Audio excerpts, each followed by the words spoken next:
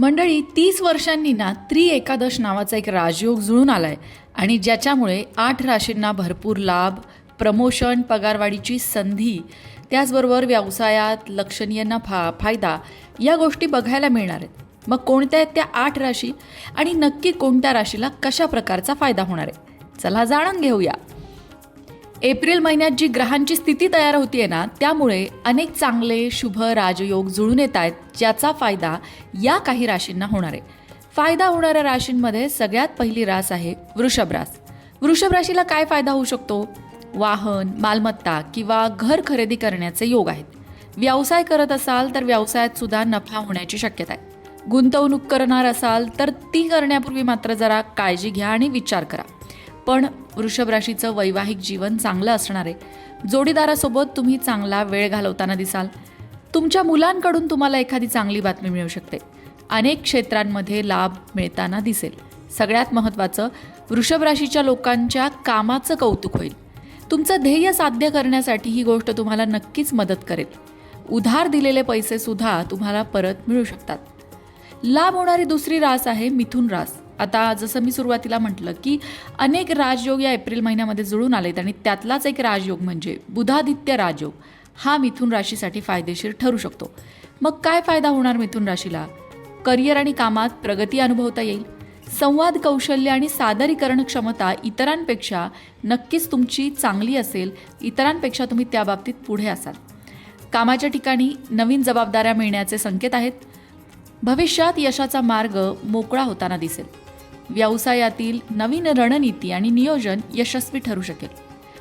खास करून जे व्यवसाय करतायत आणि जे मीडियामध्ये काम करतायत त्या लोकांना जास्त लाभ होताना दिसेल. मानसिक ताणसुद्धा वाढेल. सगळ्यात महत्त्वाचं, अहंकारामुळे तुमचा वरिष्ठांशी संघर्ष होऊ शकतो. तिथे तुम्हाला थोडंसं शांतीने घ्यावं लागेल आणि कुठलाही निर्णय घाईत घेऊ नका, कारण त्याचा पश्चाताप होऊ शकतो. आता वळूया कर्क राशीकडे. कर्क राशीच्या लोकांना हे सगळे राजयोग नशिबाची साथ मिळवून देणार आहेत. अनेक नवीन प्रयत्नांमध्ये यश मिळू शकतं. करिअरमध्ये लाभ होण्याची शक्यता आहे. कामासाठी किंवा व्यवसायासाठी प्रवास करावा लागू शकतो, ज्यामुळे तुम्हाला फायदाच होईल. त्यामुळे जाताना फार विचार करू नका. आरोग्य चांगलं राहील. आरोग्यसुद्धा तुम्हाला, जर आधी तुमची तब्येत बरी नसेल तर ते सुधारताना दिसेल. आता सिंह रास. सिंह राशीच्या लोकांना या काळात नशिबाची साथ मिळेल. अनपेक्षित आर्थिक लाभ होऊ शकतात. अनपेक्षित स्रोतांकडून सकारात्मक परिणाम मिळू शकतात. दीर्घकाळाच्या समस्यांपासून दिलासा मिळू शकतो. ध्येय साध्य करण्यात तुम्ही यशस्वी व्हाल. करिअरचे अडथळे हळूहळू कमी होतील. यशाचे नवे मार्ग खुले होतील. तुमच्याही प्रयत्नांचं कौतुक होऊ शकतं. आणखीन एक रास जिला लाभ होणार आहे या काळात ती म्हणजे तुळ रास. करिअर आणि व्यवसायात लक्षणीय फायदा तुळ राशीच्या लोकांना दिसेल. शत्रूंवर विजय मिळवता येऊ शकतो. नोकरी करणाऱ्या महिलांसाठी हा काळ चांगला सिद्ध होईल. कामाच्या ठिकाणी मान आणि प्रतिष्ठा वाढू शकते. विद्यार्थ्यांनाही फायदा होताना दिसेल.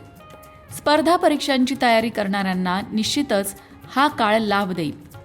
अविवाहित लोकांना लग्नाचे चांगले प्रस्ताव येऊ शकतात. एकूणच हा काळ सगळ्याच बाबतीत तुळ राशीच्या लोकांना फायदा देऊन जाईल. धनुरास.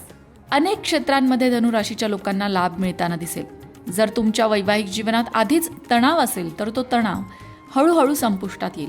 नात्यामध्ये अधिक गोडवा येईल. अविवाहित व्यक्तींना चांगले विवाहाचे प्रस्ताव येण्याची शक्यता आहे. नोकरीच्या क्षेत्रातही तुम्हाला लाभ होईल. उत्पन्नात वाढ किंवा पदोन्नतीची शक्यता आहे. व्यावसायिकांना सुद्धा चांगला नफा होताना दिसेल. मकर रास. हा काळ तुम्हाला व्यस्त ठेवणारा असणार आहे. मेहनतीचे आणि प्रयत्नांचे फळ मिळू शकते. हा कालावधी विद्यार्थ्यांना निश्चितच फायदेशीर ठरेल. विद्यार्थ्यांनी कठोर आणि एकाग्रतेने अभ्यास केल्यास ते यश मिळवू शकतात. हा काळ थोडा धावपळीचा असेल, पण त्याचा फायदा सुद्धा तुम्हाला होऊ शकतो. एखादा नवीन उपक्रम सुरू करण्यासाठी एक चांगली संधी या काळात तुम्हाला मिळू शकते. आता वळणार आहोत मीन राशीकडे. मीन राशीची तर 7.5 चालू आहे, पण तरीसुद्धा बुधादित्य राजयोग तुमच्यासाठी सकारात्मक ठरू शकतो. विचार करण्याची क्षमता वाढू शकते. करिअरमध्ये नवीन जबाबदाऱ्या मिळण्याची शक्यता आहे. नेतृत्व गुणसुद्धा तुमचे दिसून येऊ शकतात. नोकरी बदलण्याचा विचार करत असाल तर त्यासाठी हा काळ अनुकूल आहे. व्यवसायात नवीन ग्राहक जोडले जाऊ शकतात. परदेशाशी संबंधित कामात यश मिळण्याची शक्यता आहे. नातेसंबंधात आणि कामाच्या ठिकाणी संघर्ष निर्माण होऊ शकतो. काही प्रमाणात थोडासा अतिविचार तुम्ही कराल आणि त्यामुळे तुम्हाला थोडासा तणाव होईल. खर्चात वाढ होण्याची शक्यता आहे. बजेट मात्र सांभाळावं लागेल. मित्रांनो, या होत्या त्या राशी ज्यांना एप्रिल आणि मेचा हा काळ लाभ देणारा ठरू शकतो.